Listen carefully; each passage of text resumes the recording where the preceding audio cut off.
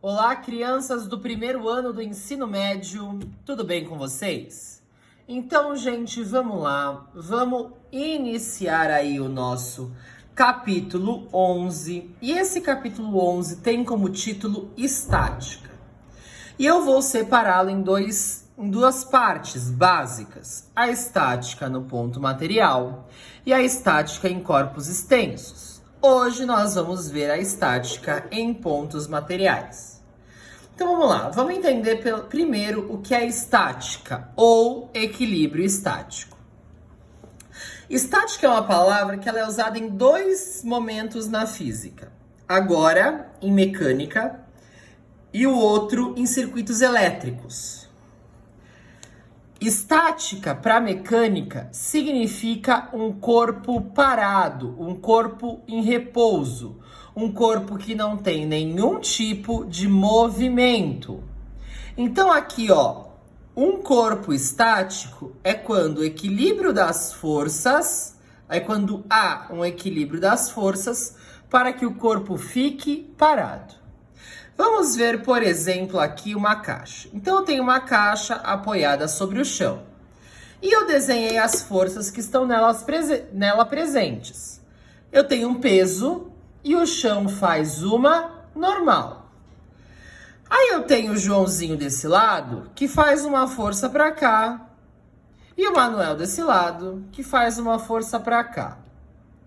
Para que este corpo fique parado, todas as forças que estão atuando sobre ele precisam se anular. Ou seja, essa normal precisa se anular com o peso. Se a normal precisa se anular com o peso, significa que tem o mesmo valor. Normal é igual ao peso. Da mesma maneira, a força do João e a força do Manuel, F1 e F2, também tem que se anular. Então, o F1 tem que ser igual ao F2. Então, se todas as forças estão se anulando, eu tenho esse corpo estático, esse corpo parado ou em repouso. Beleza? Então tá. E vamos entender também qual é a diferença entre ponto material e corpo extenso. Um ponto material, como nós já vimos no começo do ano, é aquele que tem dimensões desprezíveis.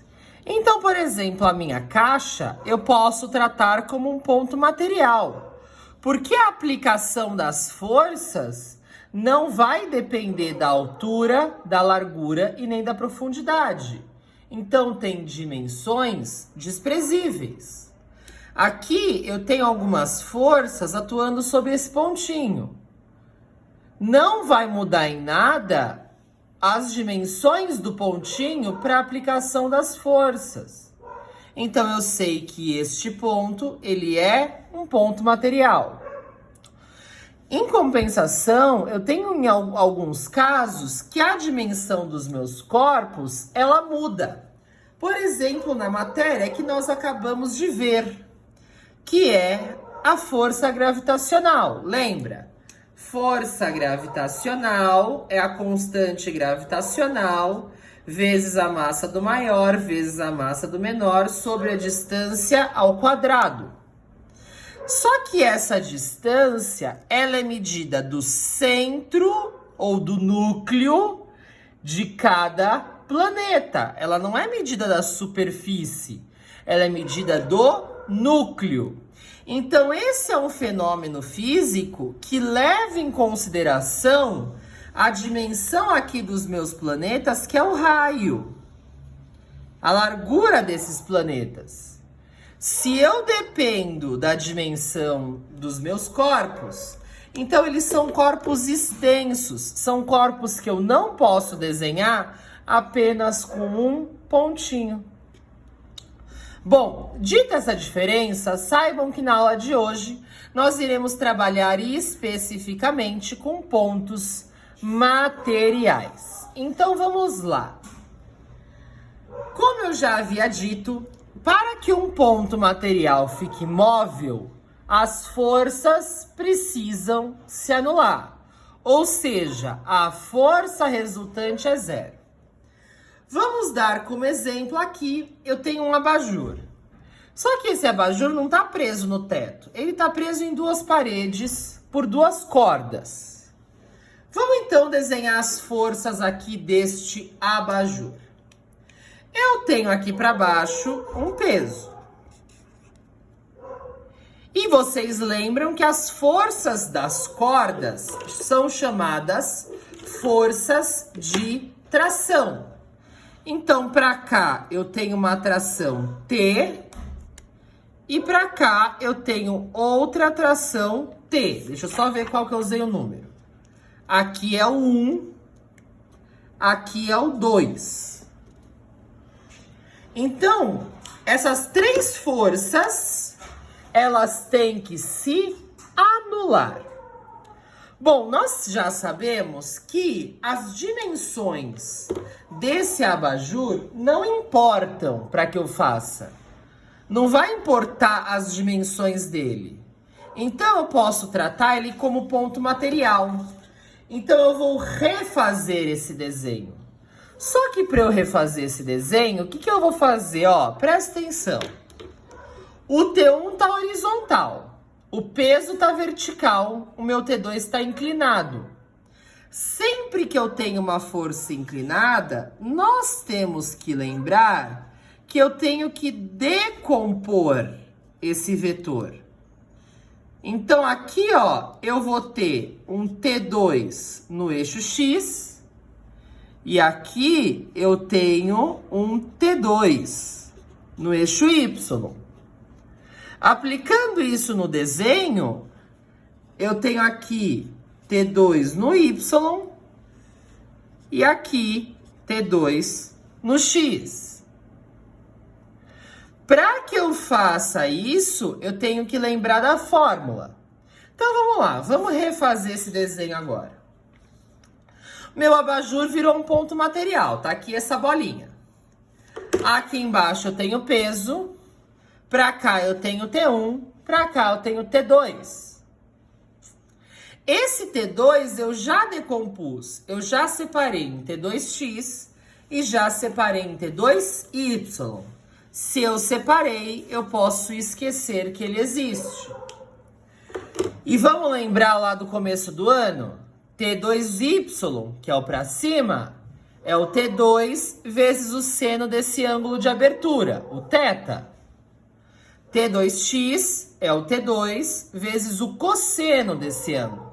Então, desta forma, eu consigo decompor. E nós já vimos que para que este corpo permaneça estático, para que esse abajur não caia, eu preciso que o T2y se anule com o peso. Então, o peso tem que ser igual ao T2y. E eu preciso que o T1 se anule com o T2x. Então, o T1 é igual ao T2x. Então, aqui é um outro exemplo, onde eu anulo as forças para que o corpo fique estático. Então, eu acho uma igualdade. Posso dar um outro exemplo. Vamos lá. Vamos pensar num cabo de guerra. Então, aqui eu tenho um cabo de guerra e no meio eu tenho uma bolinha pendurada. Aí aqui eu vou desenhar as pessoinhas. Vou colocar só 4 porque dá trabalho ficar desenhando pessoinha, porque vocês sabem que eu sei desenhar muito bem e por aí vai. Esse é o João, esse é o Mário, esse é o Carlos, esse é o Felipe. Então, vamos lá. O João, ele faz uma força para cá de 10 newtons. E o Mário faz uma força de 8 newtons. O Carlos é crossfiteiro, ele faz uma força de 15 newtons. Se eu sei que eu tenho essa bolinha, esse sino, estático, Qual é a força que o Felipe tem que fazer? Bom, se tem que se anular, e aqui tem 18, aqui também tem que ter 18. Então, por consequência, a força que o Felipe faz tem que ser 3. Porque 3 mais 15 é 18, vai anular essas forças e o corpo aqui no meio permanece estático. Vamos voltar para o meu abajur. O abajur, o peso T1 e T2. Eu tenho um teorema chamado Teorema de Leme. O que é o Teorema de Leme? O Teorema de Leme, ele é uma relação de igualdade que é usado quando eu tenho um ponto material que está estático e estão atuando sobre ele exatamente 3 forças. Não podem ser 2 nem 4, precisam ser 3. Ah, professor, precisa ser peso e tração? Não, pode ser peso, tração, atrito, normal, não importa. Desde que sejam exatamente 3 forças e que esse corpo permaneça estático. O que o Teorema de Leme ele fala? Quando eu pegar a força e dividir pelo seno do ângulo oposto, sempre vai dar igual. Então vamos lá. Pega o peso. O ângulo oposto é esse daqui, ó. Chamei de beta. Peso dividido pelo seno de beta. Igual. Pega o T1, de marrom. Ângulo oposto é o gama. T1 sobre o seno de gama. Igual. Pega o laranjinha T2. Ângulo oposto é o alfa. T2 sobre o seno de alfa. Então aqui eu tenho uma relação de igualdade. Força dividido pelo seno do ângulo oposto sempre vai ser igual às 3 forças. E existe uma outra forma de ver esse teorema, que é pensando nas distâncias. Desenhei aqui de novo as 2 paredes, T1, T2 é aqui o peso. Percebam que aqui foi formado um triângulo retângulo. E o que acontece? Agora eu tenho uma relação entre essas 3 forças e esse triângulo retângulo que eu estou formando aqui. De que maneira? O peso dividido pela distância de AC. Ah, por que de AC? Pega o peso e transfere para cá. Ele fica em cima. Então, peso dividido por AC é igual a T1 dividido por BC. Por que T1 BC? Pega o T1 e joga ele para cá. Ele fica em cima. Então, T1 sobre BC, o CB, tanto faz. Também é igual a T2 sobre o que ele está em cima, que é o AB. Então, o Teorema de Leme, ele pode ser visto com força na relação com o ângulo oposto ou na força com a relação com as distâncias do triângulo retângulo que ele forma. E aqui eu tenho algumas aplicações possíveis. E para dar um exemplo de toda essa matéria de hoje, abro na página 13 que iremos fazer o exercício 1. Um bloco de concreto tem 5 kg de massa e é utilizado para manter uma esfera de massa 2,5 kg em equilíbrio, como mostra o esquema abaixo. Então vamos lá, gente. Vamos começar a desenhar a força. Aqui no meu bloquinho, eu tenho um peso e eu tenho uma normal. E eu sei que esse peso é igual a essa normal, que é igual a 50 newtons. Se tem massa 5 vezes 10, o peso é 50. Além disso, eu posso pensar que aqui eu tenho essa esfera que tem um peso.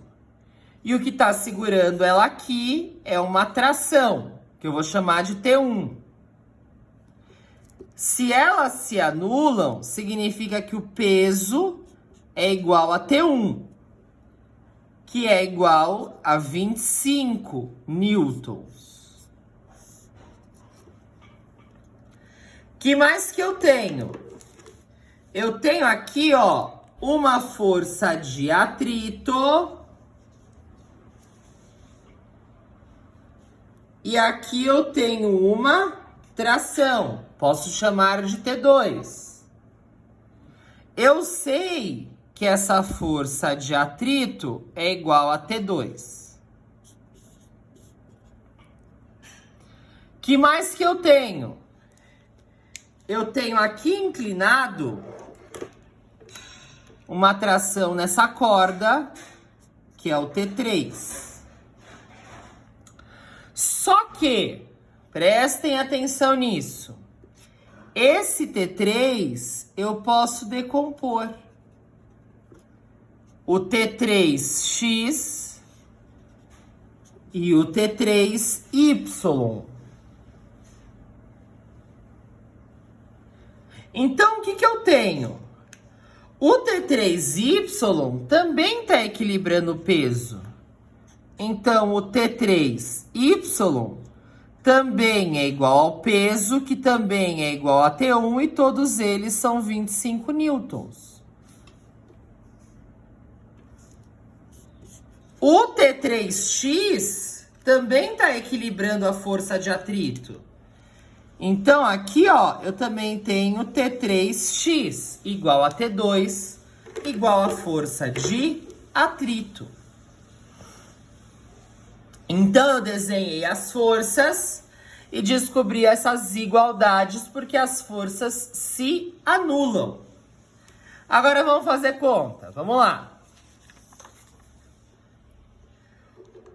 O T3Y, nós já vimos que é o 25 newtons, que é o mesmo peso da esfera. Só que T3Y, eu sei que é o T3 vezes o seno do ângulo, que é 30 graus. Então, T3Y 25, T3, seno de 30 é meio. Isso significa que o T3 é 50 newtons. Vamos descobrir o T3X? T3X é T3 vezes o cosseno de 30. Então, ó, T3X é 50 vezes raiz de 3 sobre 2. Simplificando aqui, eu sei que o meu T3X é 25 raiz de 3. Pela igualdade que eu descobri aqui agora há pouco, o que eu tenho? A força de atrito é igual a T2, que é igual a T3X. Todas elas são 25 raiz de 3. Então, eu sei que a minha força de atrito é 25 raiz de 3. Vamos usar a fórmula da força de atrito. Mi vezes a normal da caixa, do bloco. 25 raiz de 3 é igual a Mi, que é o coeficiente de atrito, vezes 50. Vou ter que continuar aqui, calculei mal o espaço. Então, meu coeficiente de atrito Mi é 25 raiz de 3 sobre 50. Aproximando raiz de 3 para 1,7, faz vezes 25 dividido por 50, eu tenho um coeficiente de atrito de 0,85. Então, eu descobri a pergunta do exercício, que era o coeficiente de atrito para que tudo ficasse parado. Essa é uma das aplicações possíveis, tá, gente? Bom, desculpa pela aula demorada, mas eu queria fazer uma aula completinha, resolvendo exercício. Para casa, vocês têm que fazer para mim as páginas 14 e 15, além de todas as anotações no caderno sobre esta videoaula. Próxima aula a gente corrige e tira dúvidas. Um beijo no coração de vocês. Tchau, tchau.